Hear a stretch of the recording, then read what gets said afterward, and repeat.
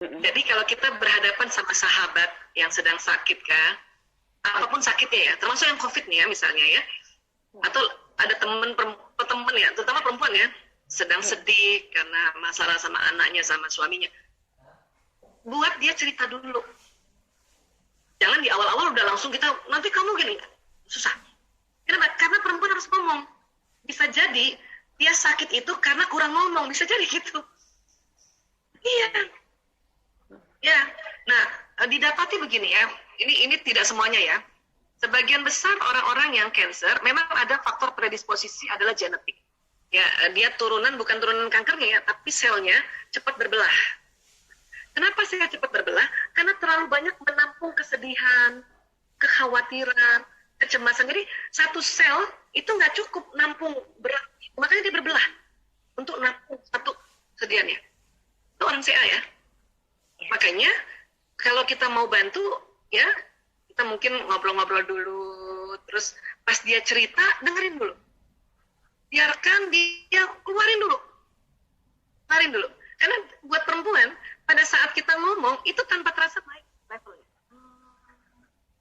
Minimal sampai courageous, semangat, atau minimal sampai dia rasanya ya semangat. Kalau besok lagi misalnya Mbak Is misalnya nemenin sahabat yang sehat atau siapapun gitu ya, terus atau ya lain kalau misalnya kita yang sakit ya, kita aja yang sakit aja cari teman untuk kita mau ngomong ya. Yang sudah berumah tangga kepengennya ngomong sama suami kadang-kadang responnya berbeda karena dia laki-laki, makanya kita tambah kesel, makanya cari teman kan. Nah, ya, biarkan bicara dulu, biarkan cerita dulu, sampai apa, sampai itu teman tanya saya harusnya gimana ya. Karena perempuan tadi, bahwa perempuan kalau curhat hanya ingin disipat. Nah, pada saat kita sifat, dia udah naik.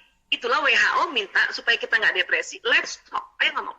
Sampai dia ngomong, ya, sampai dia ngomong, saya harusnya gimana ya, ada masukan nggak? Kalau dia belum ngomong itu, kita berempati saja.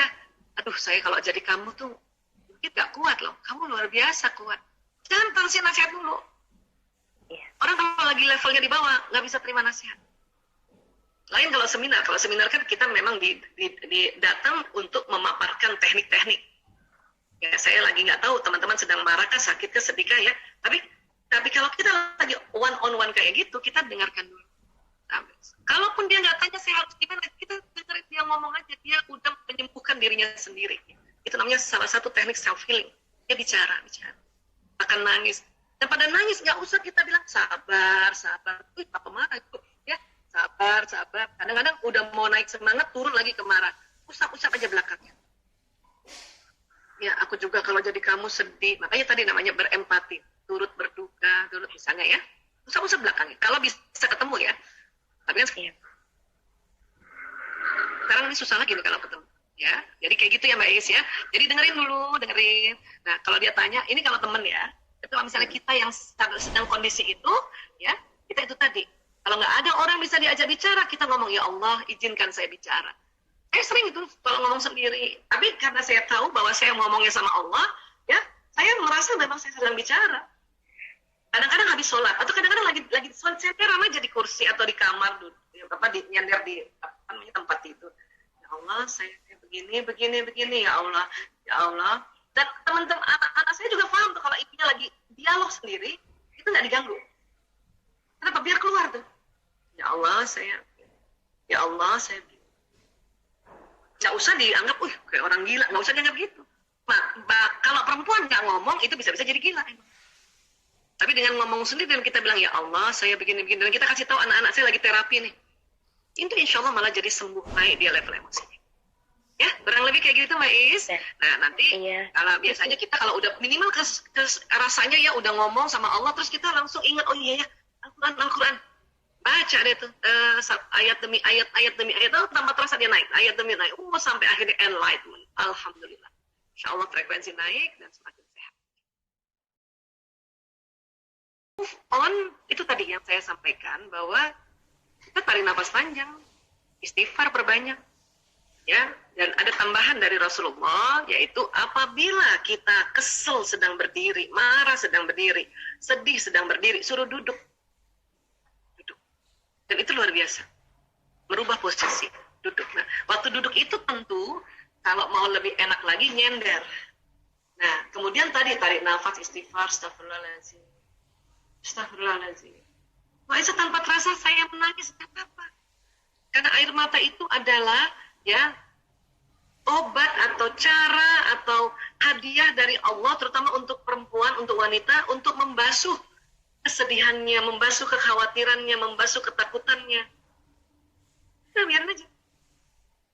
Karena banyak juga perempuan berprinsip, gak boleh nangis, harus tegar, gak boleh nangis. Itu tambah gak tegar, itu tambah gak naik emosinya, malah turun. Percaya deh.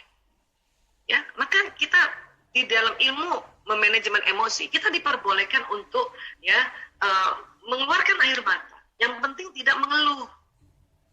Ya, itu namanya compassion. Menghargai.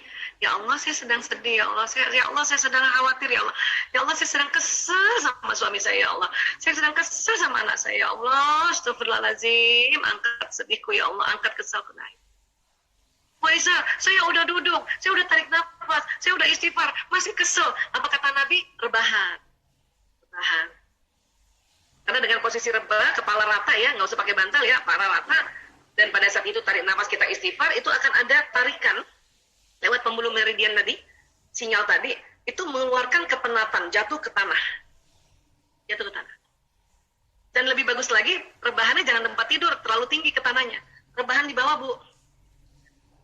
Supaya ngasih kode juga. Kalau ada ibunya udah rebahan di bawah, berarti dia lagi marah banget itu ngasih kode. Saya gitu tuh. Anak saya juga hafal, suami saya juga hafal. Kalau sampai saya udah rebahan di bawah, berarti ibu Isa tuh lagi marah banget. Dan mereka langsung, belum lagi diomongin lewat mulut, udah langsung ngerti. Ibu rebahan di bawah. Suami saya juga bilang gitu sama anak-anak, bisik-bisik. Ibu lagi marah, kenapa? Rebahan di bawah. Gitu. Asik tuh, nggak usah diomongin, kita nggak usah kasar mulut kita, cuma ngasih kode. Kenapa anak-anak tahu? Karena dari kecil saya kasih tahu ajaran Rasulullah ini. Jadi mereka udah tahu. Kalau ibunya udah rebahan di bawah, kalau duduk aja masih belum tahu kalau ibunya marah, rebahan di lantai. Kadang-kadang benar-benar di lantai, nggak di atas karpet. Ya udah tahu, emak gue lagi marah nih. Ya langsung mereka cek, kita nggak ngelakuin apa nih? Kita ngelakuin apa? Masih kayak gitu ya. Nah itu. Kemudian menyikapi insecure. Insecure ini adalah rasa tidak aman ya. Itu sebetulnya itu lazim aja, wajar aja. Karena kita punya emosi tadi kan turun. Tapi akan jadi masalah kalau kelamaan. Nah, kalau kelamaan. Ya, merasa saya nggak disuka orang, merasa saya cuma bisanya begini doang. Nah, itu berarti kelamaan tuh tadi ada di nafsu lawamah. Bahayanya apa? Depresi. Tahu-tahu gantung diri aja.